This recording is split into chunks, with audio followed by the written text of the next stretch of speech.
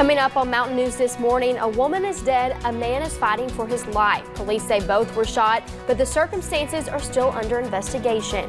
And from boats and ATVs to hunting gear and fishing equipment, hundreds of items were up for grabs yesterday in Frankfort. Plus, The Price is Right will be doing shows in 2 towns right here in the mountains next year. We'll tell you more about those events.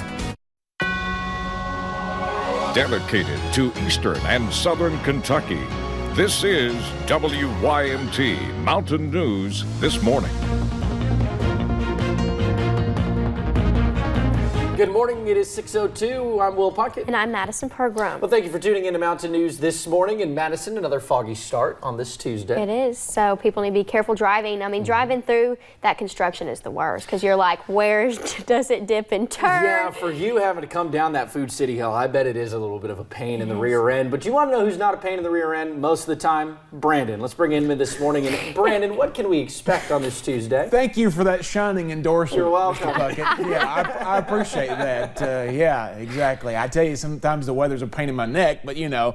Anywho, let's get back on track here. Fog is a real issue this morning in some areas, especially, of course, we were talking about the construction here in Hazard, but down I-75, Rockcastle County, you're seeing limited visibility along the I-75 corridor, Cumberland Valley, all the way back toward Lake Cumberland. So just be careful this morning.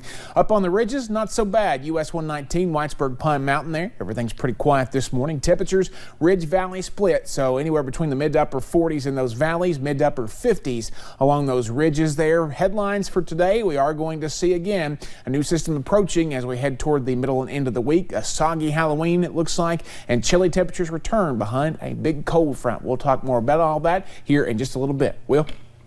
All righty, Brandon, thank you. Well, we got this news yesterday afternoon. A second inmate who went on the run last month in Perry County is back behind bars this morning.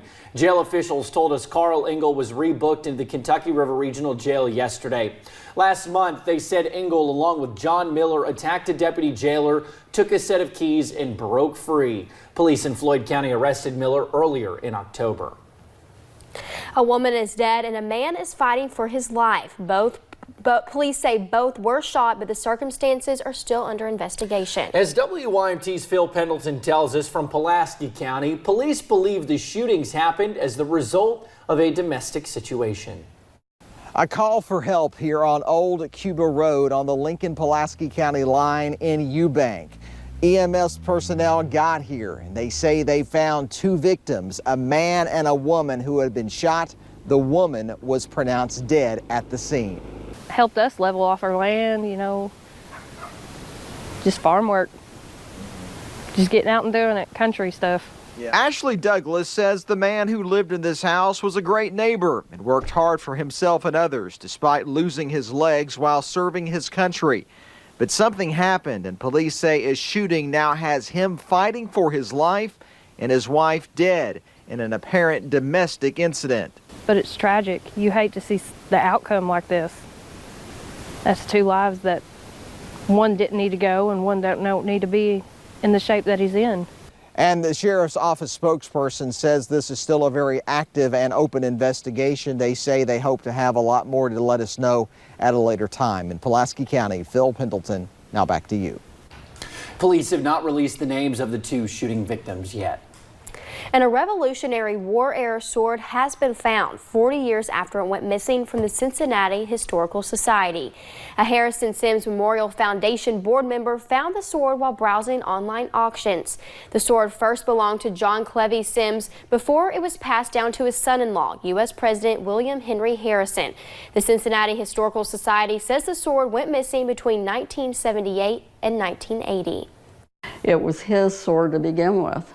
And then it passed to President Harrison, William Henry, and then it moved to 5 other Simses, I believe. The starting bid for the sword was $15,000, but police stopped the auction before the sword was sold. Now they are trying to figure out why it went missing. From boats and ATVs to hunting gear and fishing equipment, hundreds of items were on sale yesterday in Frankfort. Fish and Wildlife leaders say their employees used the items as much as they could, or they confiscated them during investigations. Whatever way these items ended up on the auction block, they sure caught the attention of a lot of people. My boyfriend and his dad wanted to look at the boats and the four-wheelers. We're looking for that Jeep over there, one of them pickups, and I'm especially interested in that 15 there at Dodge. The majority of the profits go back to the Fish and Wildlife. Fish and Wildlife holds a public auction every fall. And with Election Day just 1 week away, Governor Matt Bevin and Attorney General Andy Beshear are getting together on the campaign trail. Last night, the two met for the 4th time during a gubernatorial debate on KET, and they are set to meet again tonight in Northern Kentucky for their final debate. Recent polls show the race neck and neck, and the election is on Tuesday, November 5th. We'll take a closer look at the highlights later in our 6 o'clock hour right here on Mountain News This Morning. Well, Vice President Mike Pence will be making a stop in Laurel County this Friday, November 1st. The Vice President is joining Governor Bevin and Congressman Hal Rogers for the 5th District Rally and Fish Fry. Well, one London business already knows what it's like to have the Vice President stop by. I took a trip to Weavers in London to talk with folks there about their experience. On a normal day at Weavers in London, people line up waiting for their hot dogs and hamburgers. This is a good little hometown place to eat, not a franchise, and really good food.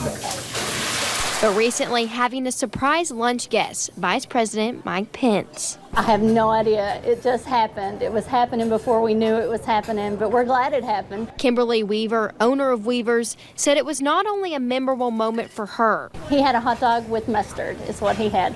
But also for the people there eating on their lunch break. The people that were here got to have a one-on-one sit-down experience with the Vice President of the United States. How often does that happen? With the recent announcement of a second visit from the Vice President to the mountains, people are getting ready for the occasion. When I first saw it on the news, I signed up and got my ticket right away. Also getting prepared. I would love to have him come back again and visit. For what could be another surprise visit. Well, we have more information on the event and a link to register for tickets. You have to have tickets to get into the event on our website at WYMT.com. Well, are you ready to come on down? The Price is Right Live is coming to the Appalachian Wireless Arena in Pikeville, formerly the East Kentucky Expo Center. The event is scheduled for Thursday, March 26th of next year. Keep in mind, this is a stage show, so Drew Carey will not be there. Sorry to burst your bubble. But another celebrity host will be in his spot. Marketing Director Josh Kessler says this is a unique event you will not want to miss. They're gravitating towards this event because it's something different. They never had a game show here in Eastern Kentucky before, and this is giving them a chance, instead of flying to California, to be on the live stage show, which is really cool. Kessler wants to remind everyone, just because you buy tickets, that does not mean you will be on the show. You will need to register at least 3 hours before. We should know within the next few weeks who the celebrity host will be. The Price is Right Live is also coming to the arena in Corbin next year. And a wildlife center set to open in about 2 years is getting a new name before it even opens. But what once was going to be called the Appalachian Wildlife Center is now being called Boone's Ridge. The tourism and education venue is set to open in the summer of 2021 and is expected to employ more than 200 people. It is being developed in Bell County, and the rebranding pays tribute to settler Daniel Boone's popularity. Hazard Physical Therapy is holding its annual Thanksgiving food drive, and you do not need to be a patient to donate. They're collecting non-perishable food items until Friday, November 15th. Each location will be collecting as many goods as possible. Thanksgiving-themed items such as vegetables, cake mix, mashed potatoes, and cornbread are encouraged. This year we're doing the New Hope Christian Center. It has a food pantry, so we have several donations right now, and we just want to give back to the community. All of the collected food will be taken to the area food banks in Paintsville, Pikeville, Prestonsburg, and Hazard. Each physical therapy location has chosen a different food bank to donate to. Well, businesses in Prestonsburg are coming together to help the community this holiday season as well. Lou's Place for Pets and the Mountain Muse have teamed up for a food drive, asking customers to bring in non-perishable items to give local families in need a chance to feast.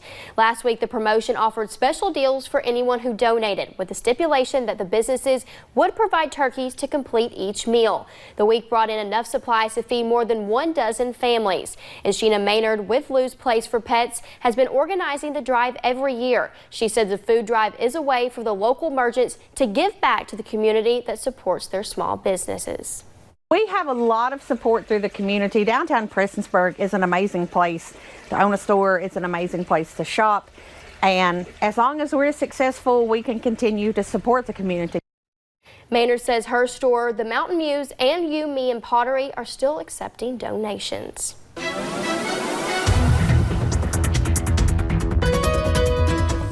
Almost a carbon copy of yesterday this morning. Similar temperatures, similar conditions, and fog. Let's take a look across the region, and you'll see that dense fog down toward the Cumberland Valley all the way up to Lake Cumberland. But again, even in the eastern counties, there's still some patchy fog around, so be careful this morning when you hit the roads. Mid to upper 40s in the valleys, mid to upper 50s on the ridgetops. 45 in Monticello is our cool spot. 58 in Pikeville. Actually, 59 in Logan is our warm spot right now. 72 this afternoon. Mild conditions once again today. Fog gives way to sun and clouds. If those clouds hang back just a little bit, we could get a little bit warmer than that 72. Will? All righty, Brandon, thank you. And thank you for joining us on Mountain News this morning. More news is on the way. Coming up, the South Laurel High School marching band came home with a big win this past weekend, making it the second year in a row for the team. And one Kentucky high school is about to receive a nationally acclaimed award for their implementation of the Unified Champion Sports Program.